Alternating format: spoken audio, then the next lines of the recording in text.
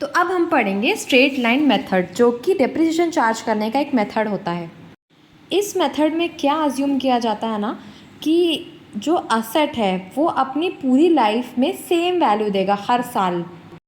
तो इसके कारण क्या होता है, कांस्टेंट अमाउंट ऑफ डेप्रिसिएशन अपन हर साल चार्ज करते हैं। जैसे अगर हम 20,000 एक साल के लिए चार्ज कर रहे हैं, तो जितने साल की भी उसकी यूज़फुल लाइफ होगी, जितने साल के लिए वो असेट चलने वाला है, उतने साल का भी हम 20,000 ही चार्ज करेंगे। मतलब हर साल 20,000 ही डेप्रिसिएशन का अमाउंट चार्ज होगा। इसी के कारण क्या होता है ना, जब हम इसका एक ग्राफ बनाते हैं, है ना, ग्राफ में क्या होता है, डेप्रिसिएशन और यूज़फुल लाइफ, तो उसमें क्या होता है, सेम स्ट्रेट लाइन बनती है। स्ट्रेट लाइन क्यों बनती है? ऑब्वियसली क्योंकि जब एक ही अमाउंट होगा तो क्या ही उसमें चेंजेस आएंगे। फ्लक्चुएशंस तब होते हैं ना जब डिफरेंस होता है। जब सेम होगा तो कैसे फ्लक्चुएशंस होंगे? इसके कारण इसकी एक स्ट्रेट लाइन बनती है जब अपन ग्राफ में इसको प्लॉट करते हैं, और इसी कारण स्ट्रेट लाइन मेथड बोला जाता है। इसे fixed instalment method, fixed percentage on original cost method, है ना, ये सब भी बोला जाता है। क्यों बोला जाता है? उसका सिंपल रीज़न है, क्योंकि हर साल जब अमाउंट सेम रहेगा डेप्रिसिएशन का, तो परसेंटेज भी सेम रहेगा और उसका इंस्टॉलमेंट भी, मतलब उसका जो अमाउंट है वही सेम रहेगा हर साल।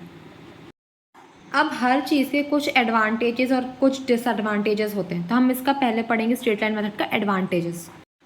ये क्या है ना, ये बहुत पॉपुलर है। पॉपुलर क्यों है? क्योंकि हम इसे ईजिली यूज़ कर सकते हैं, कोई भी इसको यूज़ कर सकता है। सिंपल है बहुत यार, सेम अमाउंट ही हर साल चार्ज करना है तो क्या ही इसमें डिफ़िकल्ट होगा, कैलकुलेशन भी ईजी ही होगा।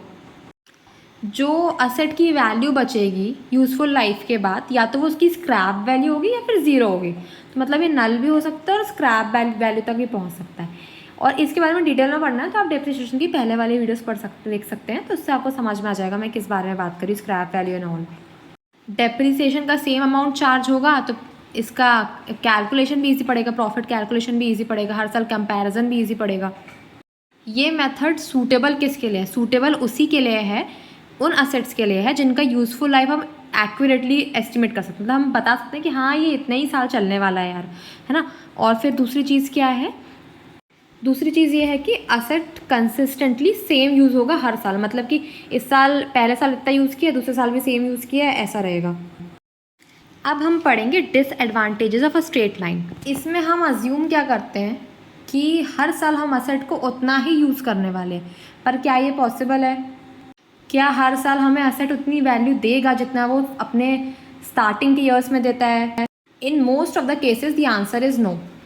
आप कुछ भी मशीन लोगे या कुछ भी इलेक्ट्रॉनिक आइटम लोगे, स्टार्टिंग में वो आपको बहुत अच्छी लाइफ देगा, बाद में वो थोड़ा सा स्लो हो जाता है, उसकी यूटिलिटी कम हो जाती है।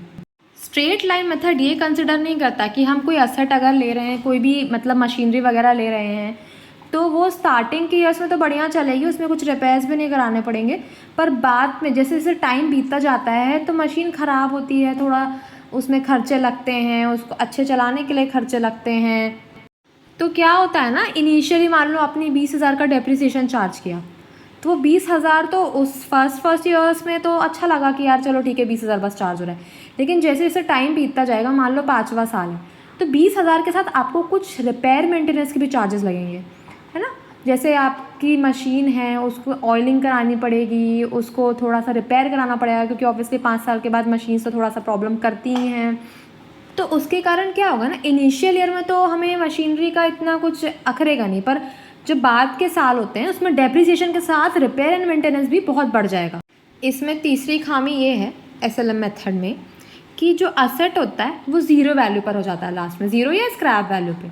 पर अगर मान लो कोई मशीन जैसे होती हैं, तो वो कभी कभी ना ज़्यादा लाइफ दे देती हैं अपनी।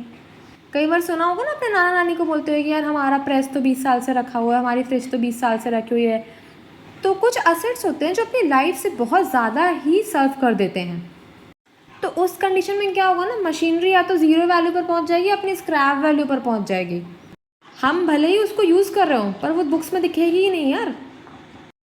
अब देखते हैं स्ट्रेट लाइन मेथड का फॉर्मूला, जो कि बहुत ही ईजी है।